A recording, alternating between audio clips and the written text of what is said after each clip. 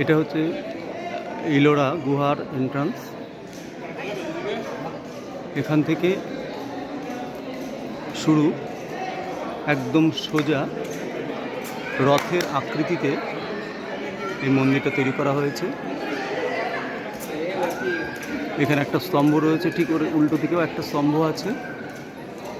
এরপর মূল মন্দির এটা। এই মন্দিরের ভেতরে 16টা পিলার আছে, এটা 16 নম্বর কেভ বলে। এবং তারও পেছনে হচ্ছে গর্ভগৃহ, যেখানে শিবলিঙ্গ রয়েছে।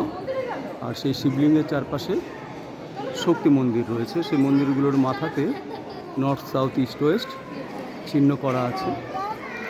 আর টোটাল মন্দিরটার 4 করিডর।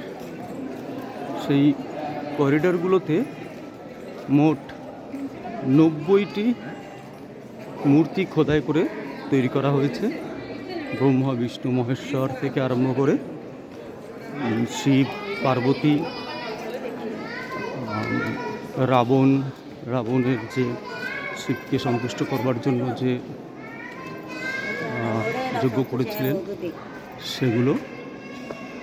আর এই ইলোরা মন্দিরের গায়ে একদিকে পুরো মহাভারতের ছবি খোদাই করে তৈরি করা হয়েছে, ঠিক অপর প্রান্তে রামায়ণের ছবি খোদাই করে তৈরি করা হয়েছে।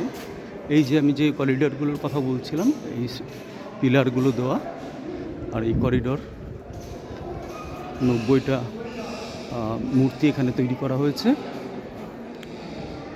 এই চারিদিক দিয়েই এই করিডরটা রয়েছে, 3টে দিক দিয়ে মেনলি এই করিডর রয়েছে। আর এই মাঝখানে রথের আদলে তৈরি করা